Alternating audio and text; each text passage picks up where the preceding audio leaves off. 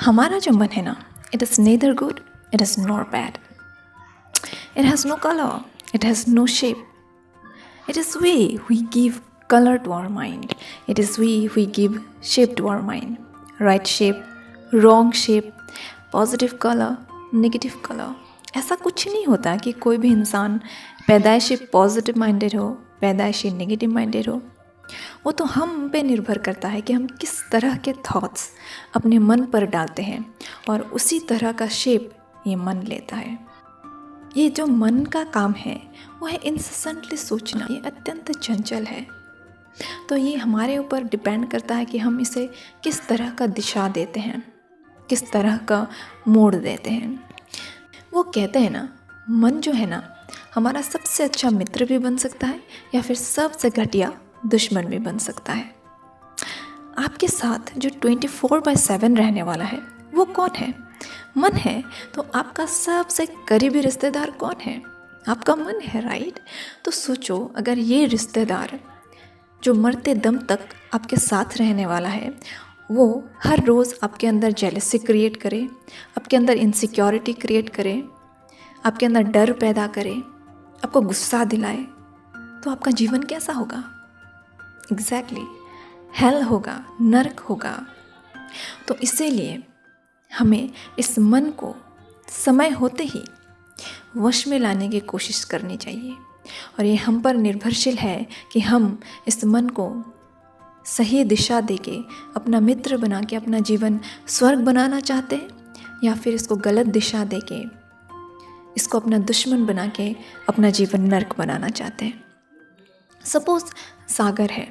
सागर का जो पानी है वो हमारा मन है और जो लहर है ना वो हमारे थॉट्स है. और इन लहरों को कौन क्रिएट करता है? हवा. तो ये हवा क्या है? हमारे अनकंट्रोलेबल डिज़ायर्स है. तो क्या इस अनकंट्रोलेबल डिज़ायर को कंट्रोल किया जा सकता है?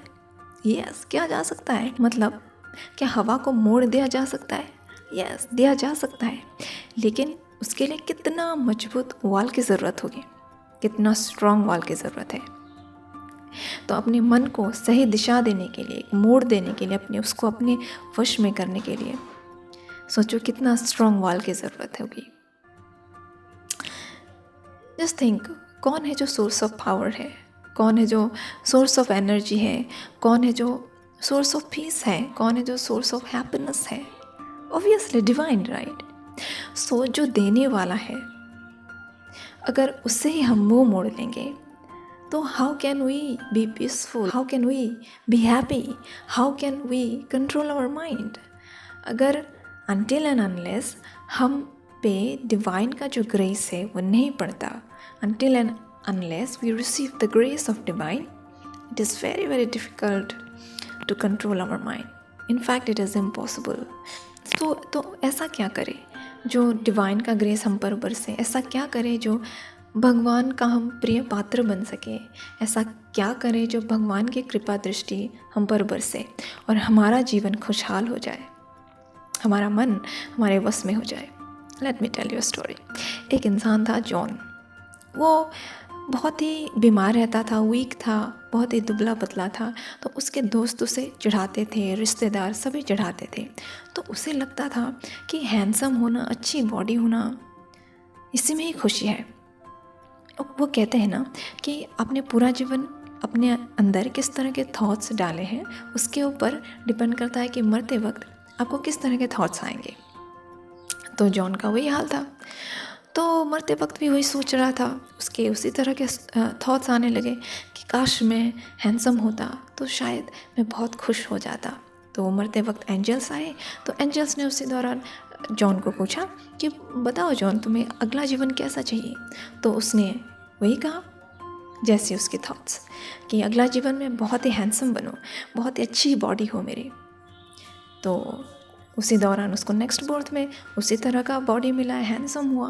पर अनफॉर्चुनेटली वो बहुत ही पोर हुआ, वो बहुत ही गरीब फैमिली में पैदा हुआ और इतना गरीब था कि उसकी बॉडी को प्रॉपर्ली खिलाने के लिए भी उसके पास पैसे नहीं थे. तो उसे एहसास हुआ कि अरे नहीं, सिर्फ अच्छी बॉडी या हैंडसम होने से ही खुशी नहीं मिलती है, उसके साथ साथ अमीर भी होना पड़ता है, तब जाके खुशी मिलती है। तो इस टाइम जब उसका मरने का टाइम आया तो उसने एंजल से मांगा कि इस बार ना मुझे ना कि अच्छी बॉडी देना, उसके साथ साथ मुझे बहुत ही अमीर बनाना, तब मैं बहुत खुश हो जाऊंगा। तो वैसा ही हुआ। देन इस बार वो बहुत ही अमीर था, वो हैंडसम भी था, उसके पास पैसे तो थे, पर इस बार क्या हुआ, उसकी शादी नहीं हुई, उसकी कोई फैमिली नहीं थी। तो वो इतना जो पैसा था उसके पास, वो किसके ऊपर खर्च करता। तो वो बहुत ही लोनली फील करता था और लोनलीनेस से ही वो गुजर गया। तो उसे लगा कि सिर्फ हैंडसम दिखना, अच्छी बॉडी होना और अमीर होना ही काफ़ी नहीं है, साथ में फैमिली तो हो, तभी तो ज़िंदगी में खुशी होगी। तो इस बार उसने एंजल से मरते वक्त वही मांगा कि अच्छी खासी वाइफ भी साथ में देना, तब जाके ज़िंदगी बहुत खुश होने वाली है। तो वही हुआ। इस बार सब कुछ ठीक था, हैंडसम था, पैसे थे, अच्छी खासी बीवी थी और ज़िंदगी ठीक चल रही थी। लेकिन इस बार क्या हुआ, उसका मन जो है ना अपने वश में नहीं था। तो उसकी कंपनी का सेक्रेटरी का डेथ हो गया। उसके बाद एक खूबसूरत यंग लड़की को अपॉइंट किया। अनफॉर्चुनेटली जॉन का दिल उस लड़की पर आ गया। अब क्या करे, अपनी बीवी तो उम्र हो चुकी थी उसकी, तो वो अभी अच्छी नहीं दिखती थी। तो उसका मन जो है ना उस लड़के के पीछे पीछे भागने लगा। तो इस मन के चक्कर में उसने अपनी इतनी अच्छी बीवी को डिवोर्स दे दिया और इस लड़की से शादी कर ली। फिर उस लड़की ने जॉन के साथ तो पैसे के लिए शादी की थी, सारी प्रॉपर्टी अपने नाम कर ली और उसको छोड़ दिया। बस अब जॉन को लगा कि नहीं, इन सब चीज़ों में कोई खुशी नहीं है। तो इसलिए सब कुछ छोड़ छाड़ के तपस्वी बन गया और ध्यान करने लगा। तो अब जब उसका मरने का टाइम आया तो भगवान जी खुद आए और जॉन को कहा, जॉन मैंने तुम्हें सब कुछ दिया, जो जो चीज़ तुम सोचते थे कि तुम्हें खुशी दे सकती है वो सब कुछ दिया। तुमने कहा था हैंडसम देखो, ठीक है वो भी दिया। तुम्हें अच्छी खासी पैसे फैमिली चाहिए थी, वो भी दिया। अमीर चाहिए था, वो भी दिया। और बाद में तुमने क्या कर दिया जॉन? अब बताओ, अगला जन्म तुम्हें कैसा चाहिए ताकि तुम खुश हो सको? क्या करोगे अगला जन्म में? कैसा जीवन चाहिए तुम्हें? बताओ जॉन। तब तक जॉन को सब कुछ एहसास हो चुका था कि इन मटेरियल चीज़ों में कोई खुशी नहीं है। तो इस बार उसने कहा, हे भगवान, अगला जन्म जो है ना, मैं चाहे हैंडसम दिखूं या ना दिखूं, मैं चाहे अमीर फैमिली में पैदा हूं या ना हूं, मेरी चाहे अच्छी बीवी हो या ना हो, पर एक बात मैं कभी ना भूलो भगवान कि मैं कहाँ से आया हूँ और मैं कौन हूँ और मैं किसका हूँ और मैं कहाँ जाने वाला हूँ। बस मेरे स्मृति से आप कभी उछल ना हो जाना भगवान, मैं आपसे कभी भी दूर ना हो जाऊँ। मेरा शरीर चाहे जहाँ भी रहे, पर मेरा जो मन है ना वो सदैव सदैव आप पर ही लगा रहे। बस इतनी कृपा कर देना। तो इस बार जाके उसको सच्ची खुशी प्राप्ति हुई और मोक्ष की प्राप्ति हुई। तो what does God want from us? हमारे पैसे, हमारे ऐश्वर्य, हमारे विभूतियाँ? No no no, God wants our unconditional love towards him. संसार के जो अनिवार्य कार्य हैं उससे कोई बच नहीं सकता, उसको तो सबको ही करना है, लेकिन मन जो है वो हमेशा भगवान पे लगा रहे। अपने प्रायोरिटी लिस्ट में भगवान को रखो।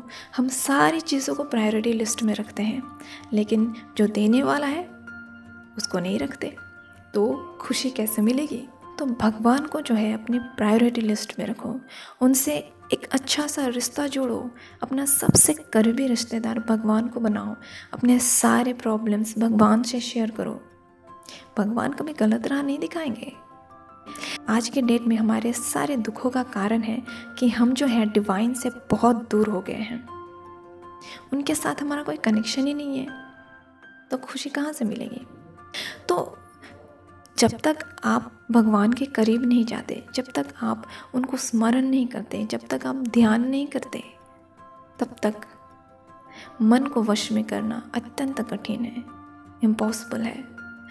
जब भगवान के आप करीब हो जाएंगे, जब उनके साथ आप रिश्ता जोड़ेंगे, जब उनके करीब आप रहेंगे, तभी आपको इतनी शक्ति मिलेगी कि मन जो है ना, आपके कामनाएं जो है ना, आपकी इच्छाएं जो है ना, वो सदैव आपके वश में रहेगी। अभी जो है आप मन के वश में है, मन आपके वश में नहीं है, कामनाएं आपके वश में नहीं है, आप कामनाओं के वश में हैं।